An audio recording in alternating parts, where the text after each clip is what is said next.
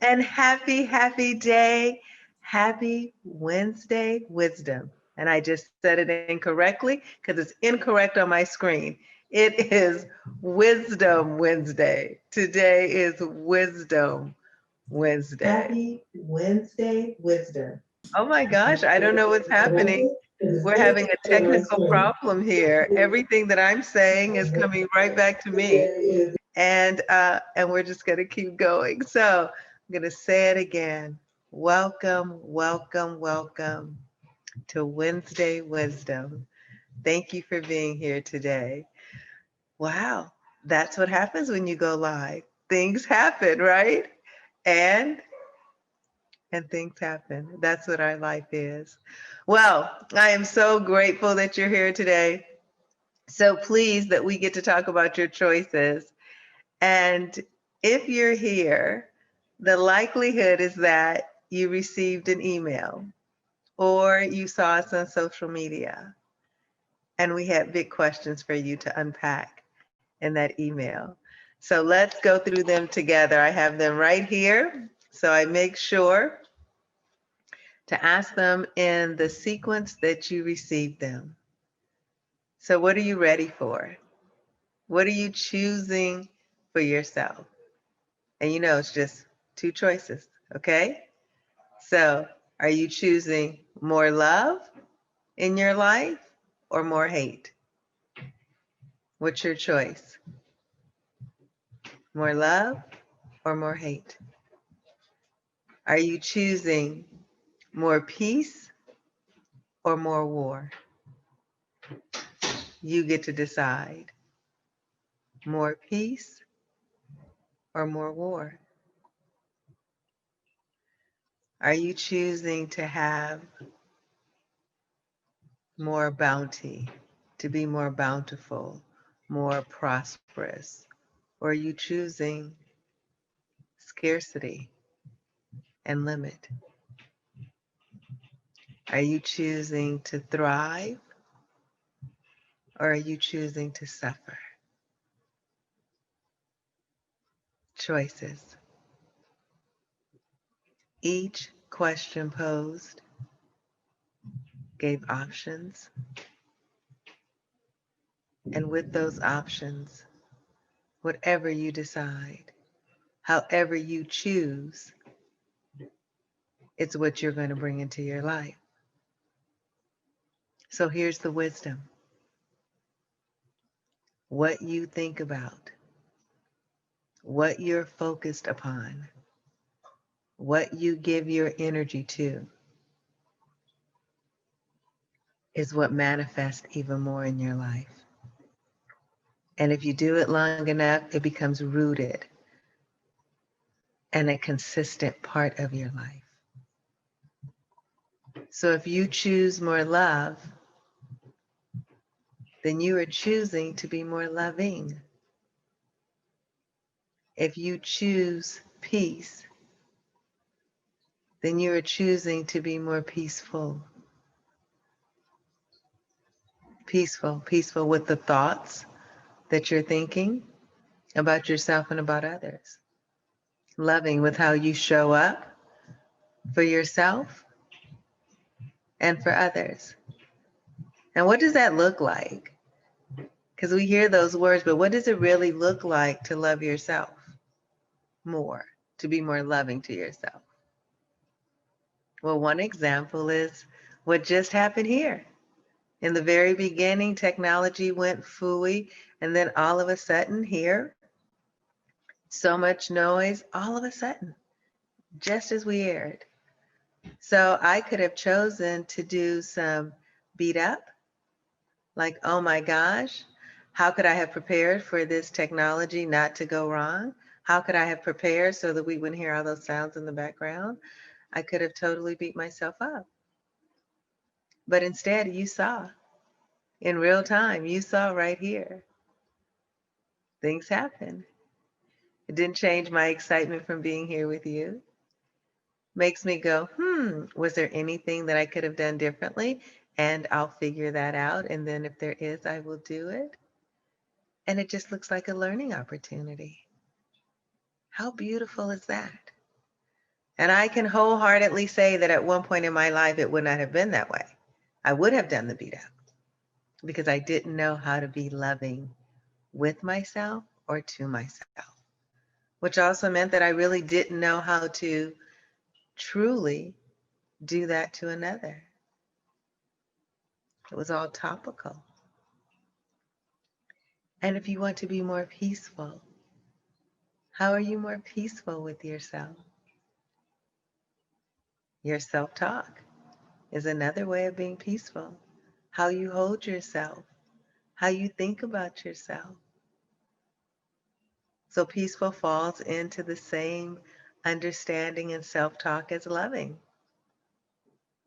Peace is, oh my gosh, I didn't make that right turn and I should have. And you're so upset. And so now you're speeding down the street so you can get to the next block to turn. Somebody cuts in front of you. You're already upset that you missed your turn. So now you're extra upset that the person cut in front of you, although they had the indicator on. And there wasn't, I said cut, but they just got in front of you. It was a totally safe pass. And you're upset. And you spew unkind things in your mind and maybe out of your mouth to them. So that's not an act of peacefulness. That's an act of warring against something, someone. And you don't have to do that. Instead, you missed the right turn. You acknowledge, I missed the right turn. Wasn't paying attention. Oh, this person wants to get over.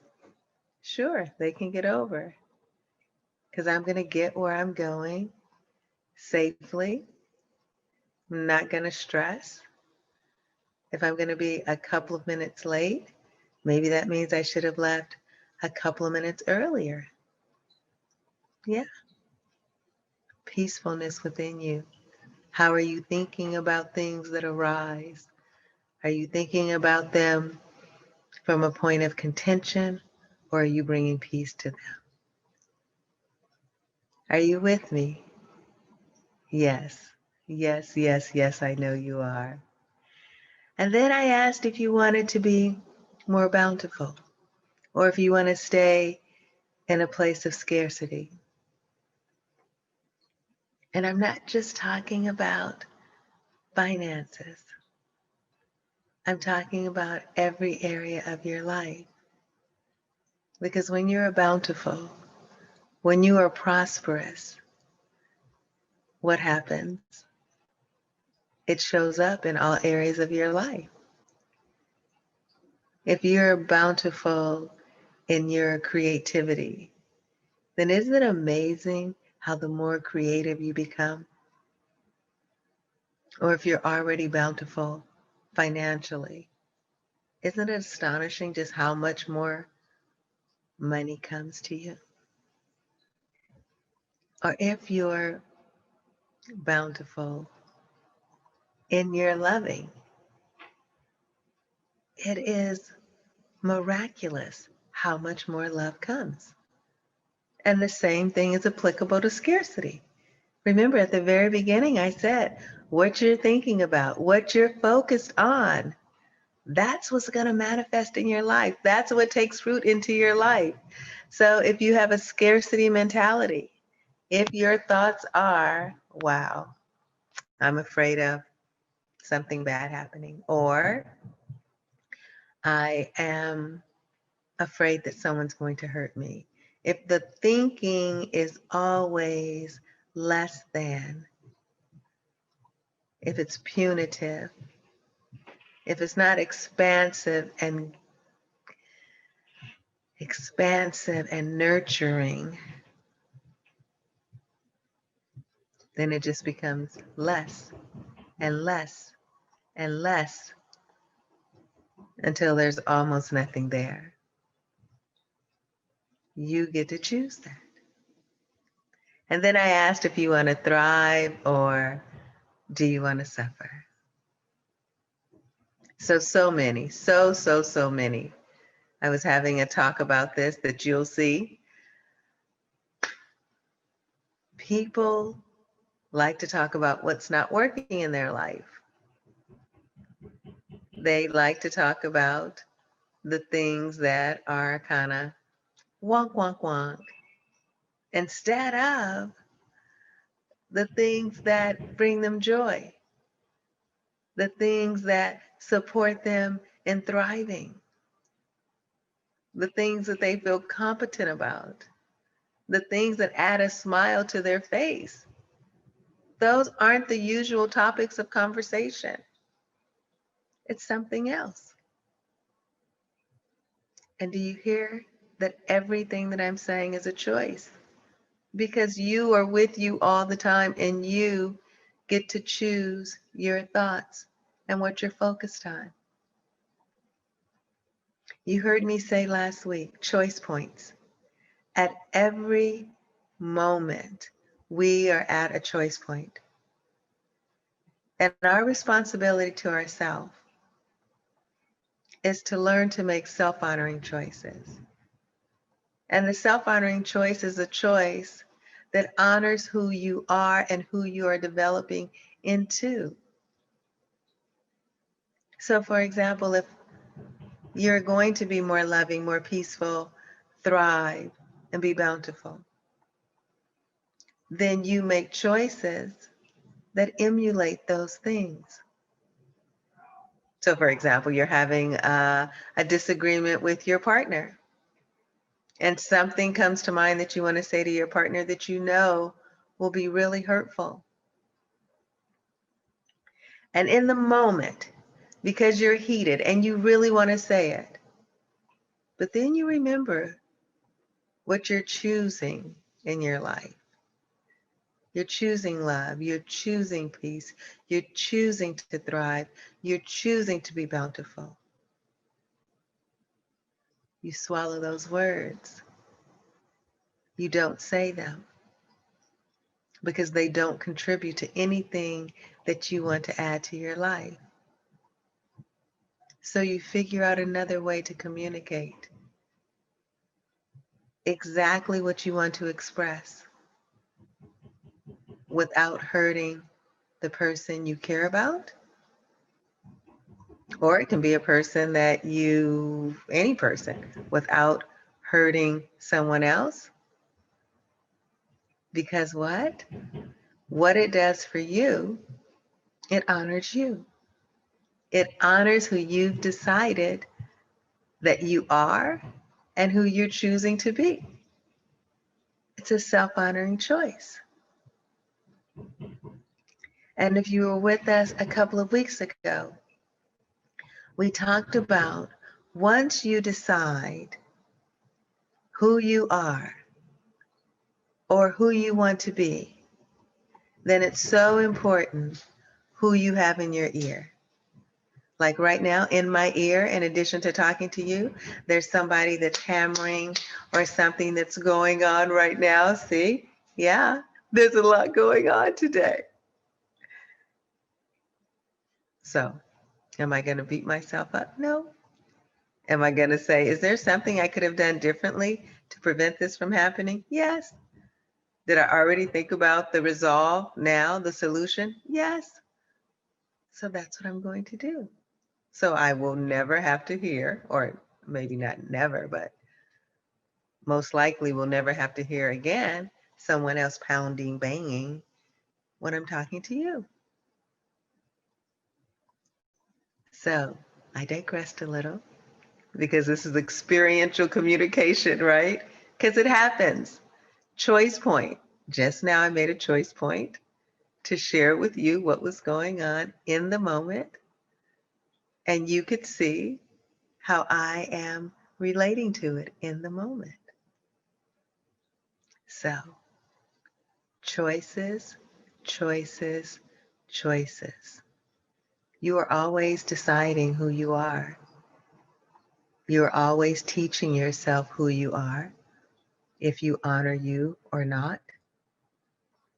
You are always showing others how to treat you by the way you treat and regard yourself. So choose wisely, beautiful and precious person. Make the choices that are self-honoring. Make the choices that are going to make you feel good about you.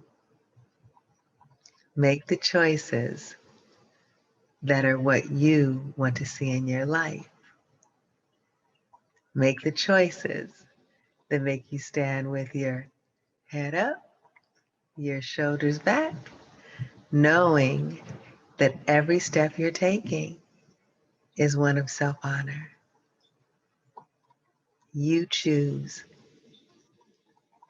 okay?